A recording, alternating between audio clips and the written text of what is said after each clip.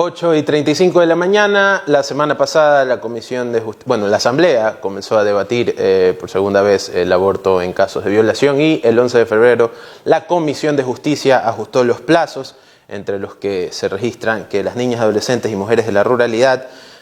tendrán hasta las 18 semanas de gestación, las mujeres mayores de 18 años hasta las 16 semanas y las mujeres con discapacidad se verificarán con las mejores prácticas médicas. Para conversar un poco más al respecto, hemos invitado a la asambleísta de Izquierda Democrática, Johanna Moreira, a quien saludamos y agradecemos por estar acá. Buenos días, Johanna. Muy buenos días, muchísimas gracias, Armonía TV, por este espacio, la oportunidad de poder compartir con ustedes y comentarles el trabajo que hemos venido realizando desde la Asamblea Nacional, siempre en beneficio del pueblo ecuatoriano. Bueno, la verdad es que el debate causó bastante revuelo debido a las posibles o potenciales diferencias y fracturas que se pudieron haber iniciado dentro de su bancada. Quisiera preguntarle primero cómo va ese tema, si ya tienen, digamos, armonía, por así decirlo, dentro de su bancada. Bueno, sin lugar a dudas es un tema sensible, complejo, que levanta, creo que, muchas causas justas en las cuales muchos de nosotros hemos venido peleando, incluso antes de ser asambleístas, pero la relación en la Izquierda Democrática no quizás se origina con el tema de la ley de interrupción del embarazo, viene arrastrando de algunas otras decisiones que se pretenden tomar desde la bancada. Sin lugar a duda, el trato que hemos recibido alrededor de esta ponencia, de este tratamiento de la Comisión de Justicia, ha hecho que quizás las cosas se complican aún más el momento en el que se toman y se están analizando decisiones a título personal de continuar o no en la bancada naranja, pero obviamente es un cúmulo de decisiones y de formas en las que no comparto y no estoy de acuerdo que la política buena y honesta se tiene que hacer de esa forma. Acaba de mencionar, la verdad, algo que me impacta mucho, y es que la división no viene de este tema. ¿Podremos ahondar un poco más en eso? ¿Desde cuándo vienen con diferencias, digámoslo así? Bueno, sin lugar a dudas, desde una evolución de un proyecto de ley económico urgente en el cual era el único voto de la Izquierda Democrática, y mi voto fue decisivo para que se dé esta devolución del proyecto de ley enviado por Guillermo Lasso, Creando Oportunidades, obviamente desde una ley económica urgente que nosotros no respaldamos para que el presidente tenga que meter las manos al bolsillo del pueblo ecuatoriano. Y bueno, ustedes recordarán que este proyecto de ley del aborto por violación es un proyecto que no se ha tratado este último mes, que se ha venido tratando desde el año pasado, a mediados del año pasado, y por lo tanto también ha generado cierta fricción, y obviamente que ya ha sido incontenible el tema a principios de este año, de la forma en la que se han dado o se han presionado para que algunos miembros de la Izquierda Democrática tengan que dar un paso al costado en la toma de decisiones o en la participación activa de la bancada. Y bueno, son unas situaciones en las cuales quienes tenemos una línea progresista, una línea de centro-izquierda, y quienes aceptamos ser candidatos por la Izquierda Democrática justamente porque era un partido que cumplía con nuestras expectativas, que iba acorde a lo que nosotros hemos defendido y hemos buscado en la política durante toda nuestra vida, y se toman decisiones que quizás no vayan acorde, que se pretendan tomar decisiones que no vayan acorde a lo que el pueblo ecuatoriano quiere, merece, y sobre todo que tiene plena vinculación con nuestra línea ideológica. Quiero un poco analizar lo que me está diciendo Johanna. Permítame preguntarle,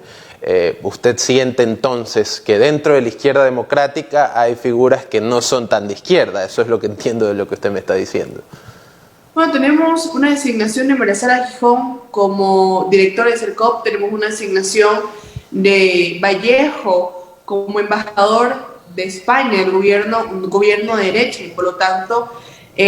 quieras o no, tienes un cierto grado de conflicto de interés cuando eres parte de un consejo ejecutivo. Por lo tanto, esas situaciones son las que no voy a compartir. Cuando de un consejo ejecutivo se toman ciertas decisiones obviamente, no todas, pero sí las que quizás causan como una alerta y por lo tanto cuando esas decisiones se toman cuando eres miembro activo de un gobierno de derecha va a tener cierta injerencia o obviamente tratar de que se pueda beneficiar al gobierno, quieras o no, porque eres parte, trabajas para un gobierno y a pesar de que todos nosotros queremos que el presidente Guillermo Lasso tenga éxito en sus funciones, porque el éxito del presidente es el éxito del pueblo ecuatoriano, llega un cierto momento en el que un partido de izquierda, un partido de centro izquierda, un partido de ideología progresista,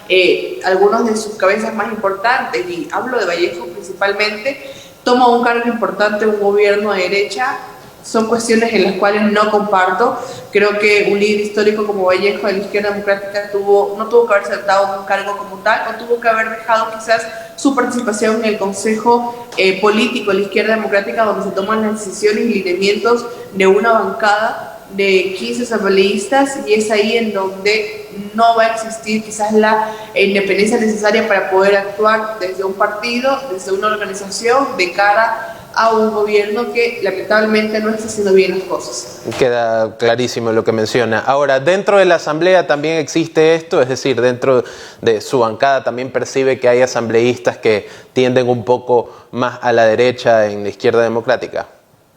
Bueno, creo que es un tema de ideología, no sé si lo tengan tan marcado como nosotros, quizás que venimos formándonos en política, venimos realizando política desde distintos quizás momentos de nuestra juventud, pero hay situaciones en las cuales yo no voy a permitir, por ejemplo, una moción de la compañía de Sina Guamaní de la izquierda democrática para poder alargar la decisión del CAL de calificar o no los proyectos derogatorios de la ley tributaria que tanto daño le está haciendo al pueblo ecuatoriano. Considero que los miembros del CAL fuimos elegidos por votación del Pleno de la Asamblea para tomar decisiones, para poder actuar, no para lanzarle la pelotita a la Corte Constitucional, en la cual ella ya se ha pronunciado y ha dicho que las decisiones de la Asamblea deben tomarse en la Asamblea Nacional y que obviamente ellos, en el marco de sus funciones, no podemos decirle a la Corte que haga nuestro trabajo. Pues fuimos elegidos por el Pleno justamente para tomar esas decisiones en el tema administrativo, sobre todo de calificación o no de los proyectos de ley. Considero que la Asamblea le está dando muchas largas a ese tema, y mientras más largas le da, más afecta al bolsillo de los ecuatorianos y más beneficia al gobierno actual. Por lo tanto, son situaciones en las cuales nosotros no podemos ser los voceros o ser quienes ejerzan quizás liderazgo en estas decisiones incorrectas para mí, y por lo tanto esperemos que no tengan los votos en el Pleno de la Asamblea Nacional, que podamos que pueda regresar el CAL y que los miembros del CAL tengan que votar para calificar estos proyectos de ley. Esa es la verdadera razón por la cual estamos en el CAL y por lo cual fuimos elegidos por un pleno para tomar esas decisiones. Quizás a mí no me parecen difíciles, porque no somos gobierno y no estamos a favor de una ley que obviamente es la cara más visible de lo que significa la derecha en nuestro país, y obviamente no está siendo tomada de una forma correcta o en el momento indicado, y tenemos nosotros que seguirnos firmes, como en el momento en el que no apoyamos la ley tributaria, en el que con un acuerdo del correísmo y del oficialismo se logró ingresar por el Ministerio de la Ley. Ahí justamente en donde debemos seguirnos manteniendo y mostrar clarísimos nuestra oposición a que esta ley siga rigiendo en nuestro país. ¿Qué piensa de lo que ocurrió con Javier Herbas respecto a este fin de semana en el que se dedicó a bloquear a personas que lo estuvieron criticando en redes sociales? Ya ha pedido sus disculpas en varios medios, pero quiero saber su opinión particular.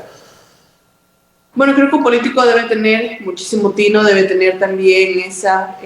capacidad de escuchar críticas. Somos representantes de la ciudadanía y por lo tanto siempre vamos a estar expuestos a que se nos exija, a que se nos cuestione, y obviamente hay formas y formas, yo siempre he dicho, pero lamentablemente en nuestra sociedad actualmente existen muchas personas que se esconden a través de troles, a través de cuentas falsas y que descargan un sinnúmero de insultos. El caso de Javier Herbas es totalmente distinto, porque el caso de Javier Herbas eran feministas, eran representantes de organizaciones civiles, eran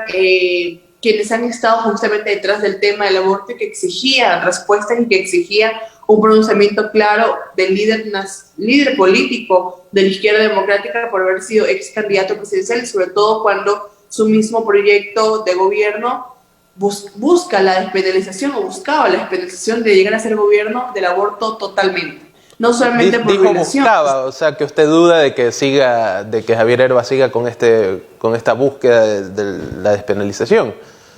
Bueno, me refería a buscaba porque es un plan de gobierno para un ejecutivo y por lo tanto buscaba porque él, de llegar a ser presidente de este país, es lo que debía cumplir.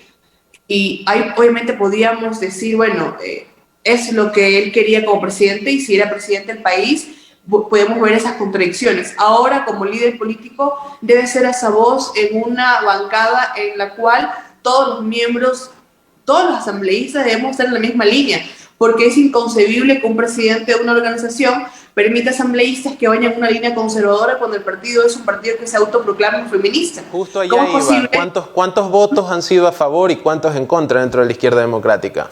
Bueno, hemos tenido, creo que una disputa interna terrible, desgastante, en la cual incluso hemos recibido ataques por parte de compañeros asambleístas, y el presidente de la organización no ha salido a defender y no ha salido a dar una postura, creo que frontal también contra estos ataques, porque podemos pelearla afuera del partido, en la Asamblea Nacional, esa violencia política que recibimos las mujeres, pero cuando no se da un elemento claro de un partido feminista y se permite estos ataques a miembros asambleístas de su partido, obviamente ya es un tema en el que se nos escapa de nuestras manos, y que obviamente existen estas molestias y estos roces que debilitan la relación que una bancada debe tener. Entonces, obviamente, en contra de las actitudes que se tomaron, no creo que podamos bloquear nada más, porque al final es la ciudadanía que nos exige respuestas claras y contundentes, y que los asambleístas deberían tener esa línea, ¿no?, de progresista y estar a favor de los derechos y a favor del derecho a elegir de las mujeres. Es decir, no se siente protegida dentro de su propia organización. No, y no es que lo exija, creo que era un mínimo de actuar por parte de la organización. Nosotros hemos luchado toda nuestra vida en contra de esta violencia que se ejerce hacia las mujeres, e incluso nosotros hemos dado siempre ese respaldo y ese apoyo a muchas mujeres para que puedan tener una vida libre de violencia. Pero creo que es lo mínimo que una organización política debe hacer, un pronunciamiento claro y frontal, rechazando estos epítetos, estos nombres que se nos han dado como feministas histéricas, sobre todo cuando la Izquierda Democrática es una organización, según sus principios ideológicos, una organización feminista. Bueno, la verdad es que queda bastante claro. Una última pregunta respecto al tema de la despenalización del aborto. Usted señaló que en el futuro una nueva asamblea deberá ampliar los plazos para que las mujeres víctimas de violación no tengan barreras para interrumpir el embarazo. Eso quiere decir, permítame inferir sobre esto de aquí. ¿Usted piensa que esta determinación de plazos actual capaz no es la ideal? Para nada, deja un gran porcentaje de víctimas, niñas, adolescentes y mujeres con doble más vulnerabilidad fuera de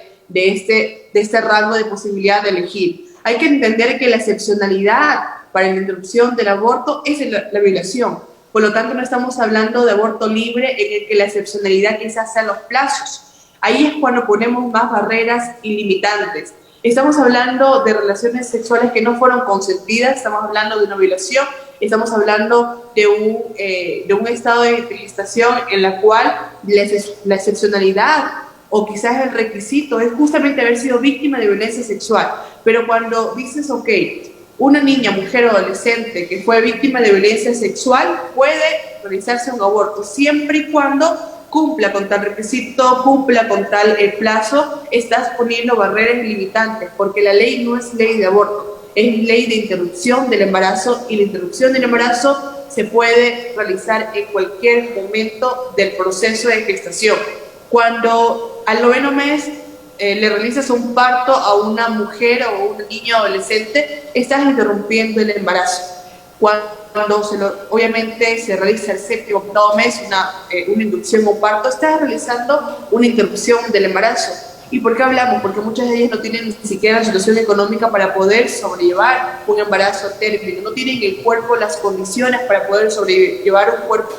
un embarazo a término. Hablamos de niñas en sus casos que obviamente un parto es mucho más peligroso que una interrupción del embarazo, que un aborto como tal en la semana en la que se puede realizar un aborto. Cuando no se entiende la finalidad del objeto de la ley, ocurren esas situaciones, que se habla de una ley de aborto, cuando no es una ley de aborto. Cuando hablamos de plazos que son totalmente restrictivos, cuando hablamos de que el sexta semana el feto siente cuando no existe evidencia científica para aquello, cuando en la Comisión de Justicia te muestran un video de un feto esquivando para realizarse una interrupción de un aborto y es una parte de una película de ficción. Cuando suceden estos quizás comparecencias o pronunciamientos sin sustento, sin ninguna base, existe una desinformación que lleva incluso a la ciudadanía a que también crea que esas situaciones son reales y no. Espero que podamos ampliar los plazos, incluso esperemos que el día jueves de esta semana o martes de la próxima semana, que es lo más probable que tengamos este tema en el pleno, podamos sensibilizar a la Asamblea y podamos darle plazos justos, que no deberían ser plazos, debería ser un médico en cada caso que puede evaluar la condición de la víctima de violencia sexual, pero podemos darle plazos más dignos a las víctimas y que no sigamos forzándolas a maternidades no deseadas, forzándolas a la clandestinidad o forzándolas a que sigan haciéndolo como en la actualidad, interrupción de los objetos de la vagina para poder inducirse un aborto o para obviamente tener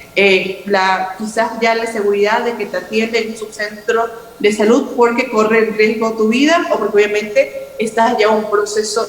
de aborto. Eso es lo que no queremos. Queremos dignidad, queremos atención de salud pública de calidad y queremos que las víctimas de violencia sexual tengan el derecho a elegir sobre su cuerpo, cuando no tuvieron en primera instancia, cuando fueron violentadas y violadas. El debate, la verdad, va a continuar seguramente. Esperamos el mejor de los éxitos en su trabajo como legisladora y que se solventen de cualquier manera las cosas dentro de la izquierda democrática, que la verdad no vale la pena estar en una organización que esté tan dividida si ni siquiera ayuda al país, digamos, que esté así. Muchas gracias, Johanna, por su tiempo. Le agradecemos mucho por estar acá y queda la invitación abierta para una siguiente ocasión. Gracias, encantadísima, siempre es un placer. Gracias a Armonía TV por este espacio y también desearles un día de trabajo muy productivo para todos quienes nos están escuchando y viendo en este momento.